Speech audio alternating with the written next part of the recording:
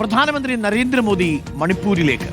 ബെയ്റാബി സൈറംഗ് railway പദ്ധതി ഉദ്ഘാടനത്തിനായാണ് പ്രധാനമന്ത്രി 13-ാം തീയതി മണിപ്പൂരിലെത്തുന്നത്. കലാപത്തിനു ശേഷം ഇതാദ്യമായിട്ടാണ് മോദി മണിപ്പൂർ സന്ദർശിക്കുന്നത്. പി ആർ സുനിലുണ്ട് കൂടുതൽ വിവരങ്ങളുമായി. പി ആർ സുനിൽ, അങ്ങനെ ഒടുവിൽ മോദി മണിപ്പൂരിലേക്ക് എത്തുകയാണ്.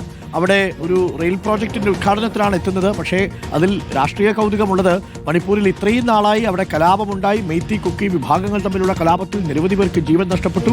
ആഭ്യന്തര വകുപ്പ് മന്ത്രിയല്ലാതെ പ്രധാനമന്ത്രി ആ ഭാഗത്തേക്ക് പോയിട്ടില്ല. വലിയ രാഷ്ട്രീയ വിമർശനമുണ്ടായിരുന്നു.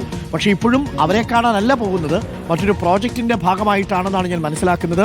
എന്താണ് കൂടുതൽ വിവരങ്ങൾ പി ആർ സുനിൽ? ഈ സന്ദർശനത്തിനൊരു രാഷ്ട്രീയ കൗതുകമുണ്ടല്ലോ അല്ലേ?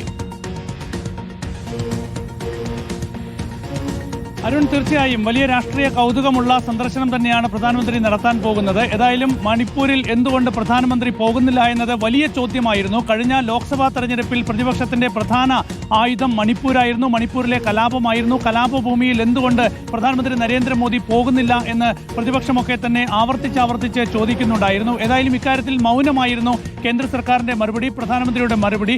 ഏതായാലും ഇപ്പോൾ പ്രധാനമന്ത്രി സെപ്റ്റംബർ 13-ന് മണിപ്പൂർ സന്ദർശിക്കും എന്നാണ് ഇപ്പോൾ ലഭിക്കുന്ന വിവരം. അവിടെ റെയിൽവേ പ്രോജക്റ്റ് ഉദ്ഘാടനം ചെയ്യാനാണ് പ്രധാനമന്ത്രി പോകുന്നത്. തീർച്ചയായും ഈ ഒരു യാത്ര ഒരു രാഷ്ട്രീയ സന്ദേശം നൽകാൻ തന്നെയായിരിക്കും എന്ന് തന്നെയാണ് പ്രധാനപ്പെട്ട സൂചന. കാരണം രാഷ്ട്രീയമായി BJPക്ക് വലിയ പ്രഹരമായിരുന്നു മണിപ്പൂരിലെ കലാപം. 250-ലധികം പേരാണ് ഈ കലാപത്തിൽ കൊല്ലപ്പെട്ടത്. ഏതാണ്ട് 60,000-ത്തിലധികം ആളുകൾ പലായനം ചെയ്തു. ഇപ്പോഴും സംഘർഷാവസ്ഥ മണിപ്പൂരിലെ പല മേഖലകളിലും തുടരുന്നുണ്ട്. അപ്പോൾ കുക്കി മെയ്തി വിഭാഗങ്ങൾക്കിടയിലെ സംഘർഷ സാഹചര്യങ്ങൾ ഇപ്പോഴും അതുപോലെ തന്നെ തുടരുന്നുണ്ട്. പക്ഷേ സംഘർഷങ്ങളില്ല. പക്ഷേ എപ്പോൾ വേണമെങ്കിലും അവിടെ സംഘർഷ സാഹചര്യങ്ങളിലേക്ക് കാര്യങ്ങൾ പോകാം. അവിടുത്തെ മുഖ്യമന്ത്രി രാജിവെച്ച ശേഷം രാഷ്ട്രപതി ഭരണമാണ്. അപ്പോൾ അവിടെ ഒരു സാഹചര്യങ്ങൾ മാറാനുള്ള സാധ്യതയൊക്കെ ഉണ്ടോ എന്നത് സംബന്ധിച്ചുള്ള പരിശോധനകൾ തുടരുകയാണ്. അതിനിടയിലാണ് ഒരു സന്ദർശനം പ്രധാനമന്ത്രി നരേന്ദ്രമോദി നടത്തുന്നത്. തീർച്ചയായും ഇതൊരു രാഷ്ട്രീയ സന്ദർശനമായി തന്നെയായിരിക്കും വിലയിരുത്തപ്പെടുക.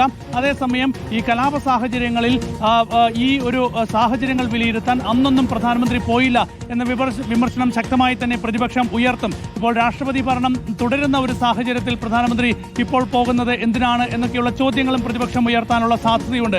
ഏതായാലും മണിപ്പൂർ സംഘർഷ സാഹചര്യം രാജ്യത്തിന് വലിയ വേദനയുണ്ടാക്കിയതാണ്. അവിടുത്തെ കാഴ്ചകളൊക്കെ തന്നെ രാജ്യത്തിന്റെ മനസാക്ഷിയെ തന്നെ നോവിക്കുന്നതായിരുന്നു. അപ്പോൾ അത്തരത്തിലുള്ള ലോകത്തെ ഞെട്ടിച്ച അവിടുത്തെ കാഴ്ചകളൊക്കെ തന്നെ ഇപ്പോഴും നമ്മളെയൊക്കെ തന്നെ അമ്പരിപ്പിച്ച് തുടരുന്നതാണ്. അപ്പോൾ ആ ഒരു സാഹചര്യം ഇപ്പോഴുമുണ്ട്. ഏതായാലും മണിപ്പൂരിൽ എപ്പോൾ വേണമെങ്കിലും സംഘർഷങ്ങൾ ആവർത്തിക്കാവുന്ന സ്ഥിതി ഇപ്പോഴുമുണ്ട്. അവിടെ വലിയ സുരക്ഷാ സംവിധാനങ്ങൾ തുടരുന്നുണ്ട്. അതിനിടയിലാണ് പ്രധാനമന്ത്രി പോകുന്നത്. അതിലൂടെ രാഷ്ട്രീയ സന്ദേശം നൽകാൻ തന്നെയായിരിക്കും ഒരുപക്ഷെ പ്രധാനമന്ത്രി ശ്രമിക്കുക.